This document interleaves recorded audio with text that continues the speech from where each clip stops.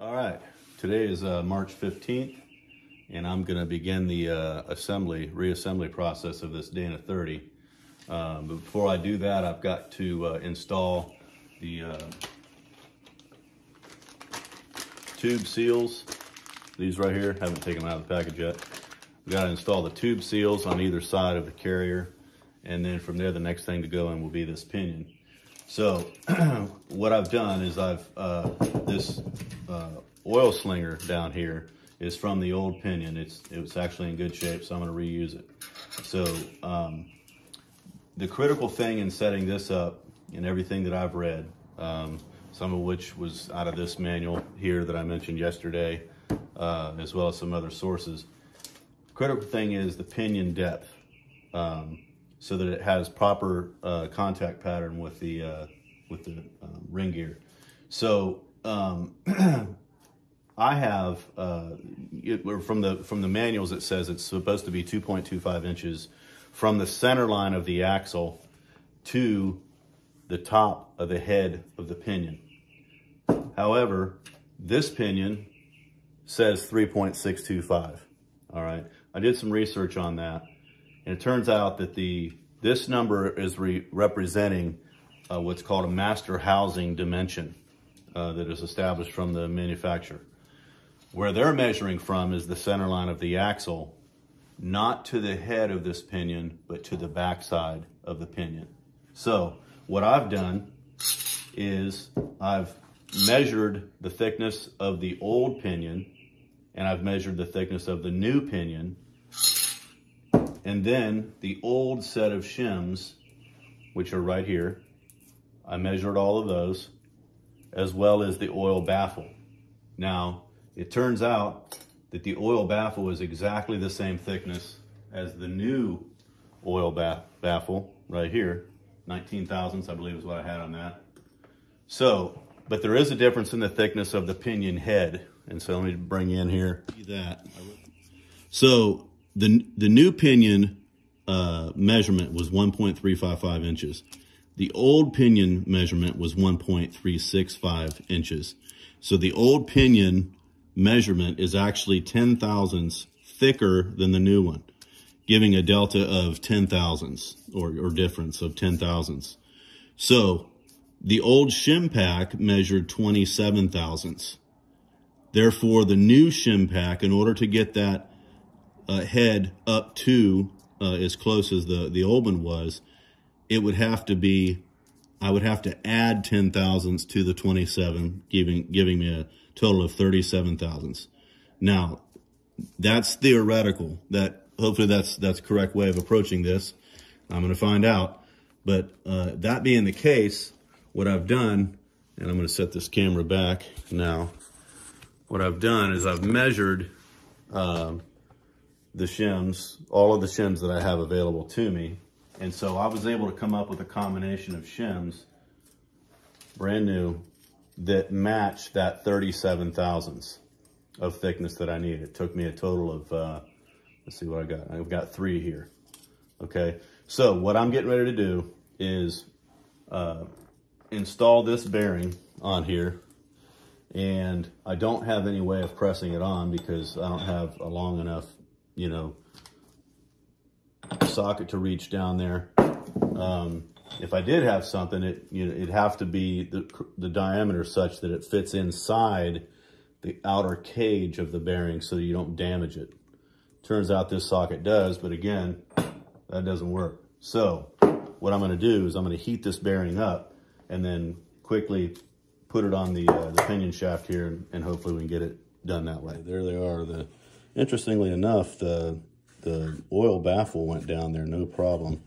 But the shims barely fit on the inside diameter of that hole, so I had to kind of finesse them down in place, but they're there. So now the next thing is this setup race that I made, which I've got marked for that reason. And this should slip right down in there.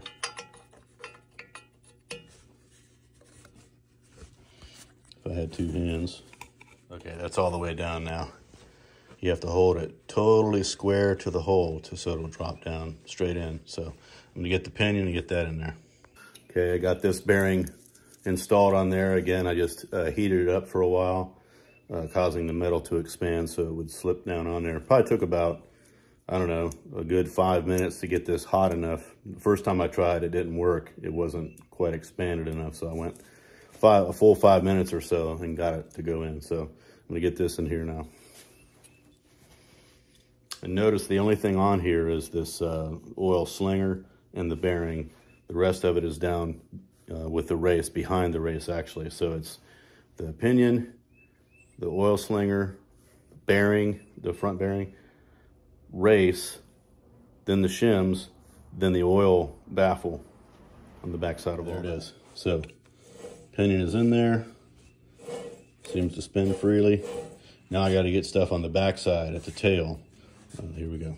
Okay, I had forgotten to do one setup race, and that's this one right here that goes in the tail section. So you've got a total of, if you're going to do setup races, which I highly recommend, you've got a setup race or setup bearings for the carrier, and then you have a setup race on the carrier side for the pinion. That race needs to be set up for, you know, taking in and out. Then you have to have a setup bearing for the rear or the tail section, which I've already done, and the race itself, because this stuff has got to be able to come in and out of there. So I'm going to put this in there now. Drop. Get my bearing on there. And then I've got my yoke, the washer, and then a nut that I'm using for a setup nut as well. That goes on there.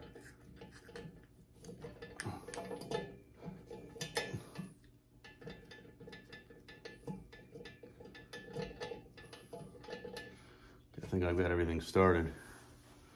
All right, so what I'm going to do now is put 10 inch-pounds of torque on this to pull the other side of the pinion head bearing and everything against the case fully, and that way I can get an accurate measurement of the carrier with the end play and so forth.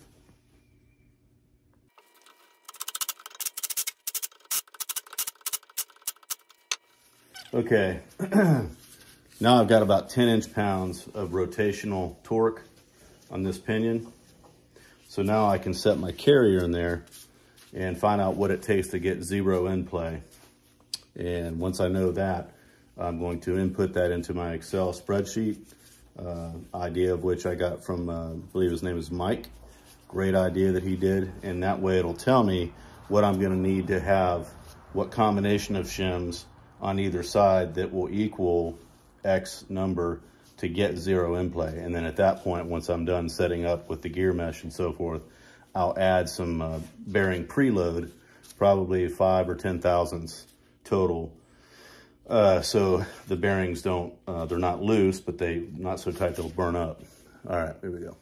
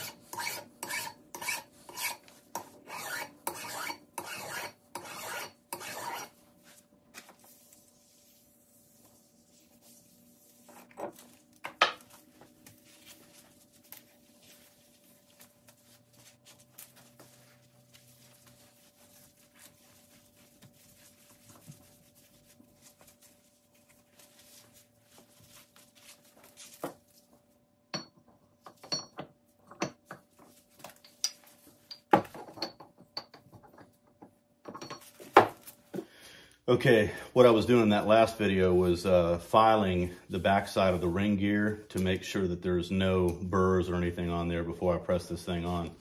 And what I've done here is I've installed a bolt, just a couple of threads at the basically 12 and 6, 3 and 9 although that's not really 3 and 9 because there's 10 bolt holes. Anyway, a couple threads in each, because obviously if you press this on and your holes don't line up with your carrier, then you know you got to take it back off again. So I've got everything lined up here. I'm going to get it over to the press and get it pressed. Okay, I got it set up here. I've got a couple of sacrificial blocks of wood because you don't want to be pressing this ring gear onto that with the teeth, you know, gouging into, but below. You don't want to damage the teeth is what I'm trying to say.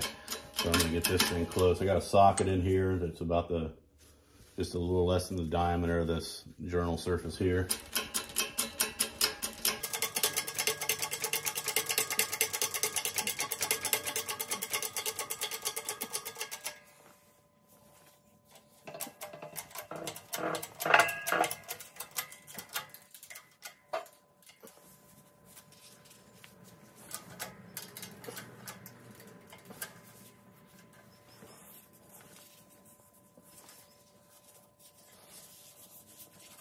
Okay, I believe I got that pressed on and everything's seated real well around there.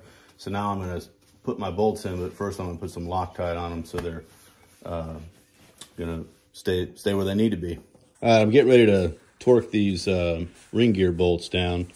And looking at the manual here, this one here, it's original service manual, or a copy of it anyway. Ring gear to case bolts, it says service set to torque is 40 foot-pounds minimum. Service recheck torque is 45 to 65 foot-pounds. So since it's 40 foot-pounds minimum, I'm going to err on the side of caution, and I'm going to put them at somewhere in the middle there, so 55 foot-pounds. Here we go.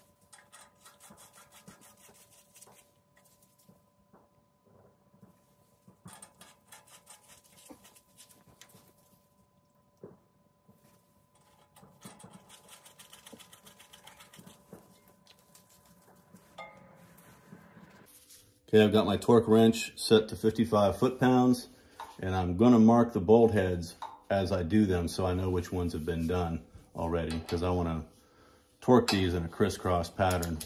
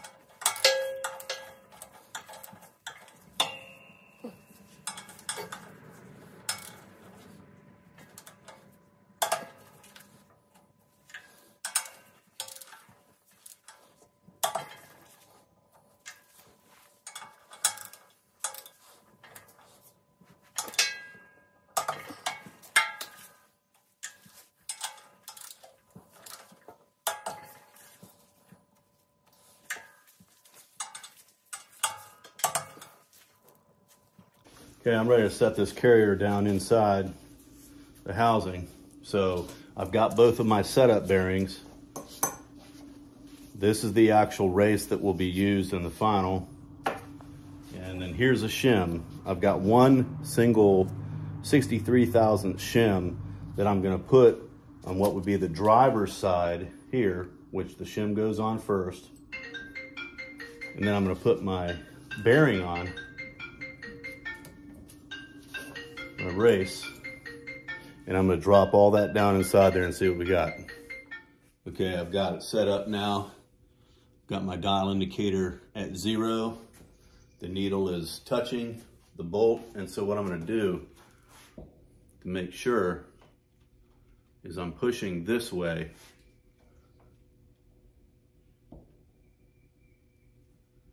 Okay, and now I'm going to pull this way and see if I have any in play. Looks like I have 2 thousandths.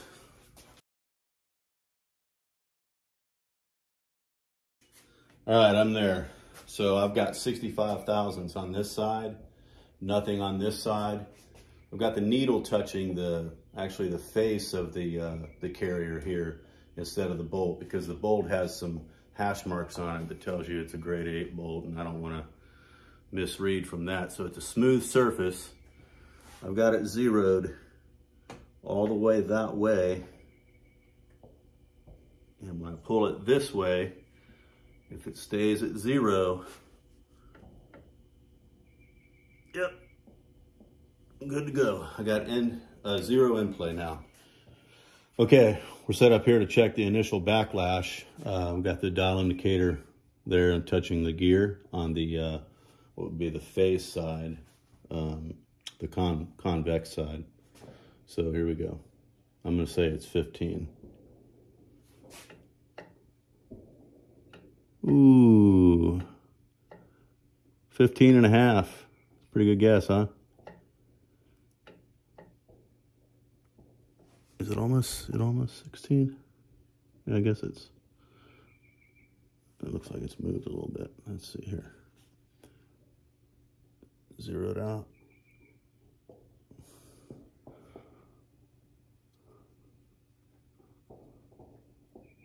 Come on now. Yep, 15 and a half looks like. Okay, so that's obviously what needs to happen now then, is that the carrier needs to move this way in order to take up. So the teeth are meshing into the pinion gear.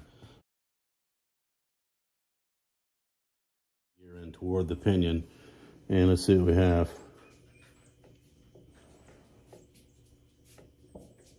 About 13. Okay, so it only changed at about 2 thousandths. So let's see, if I did 15, did another 15, if it only changed at 2 thousandths, that's not gonna be enough either. I got a total of 65.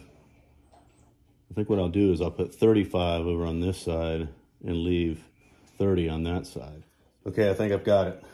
A couple more trial runs prior to videoing again, but what I did is I moved, got a total of 65 in here for 0 in play. I've got 35 thousandths on the, what would be the passenger side, or ring gear side, and I've got 30 thousandths on the driver's side.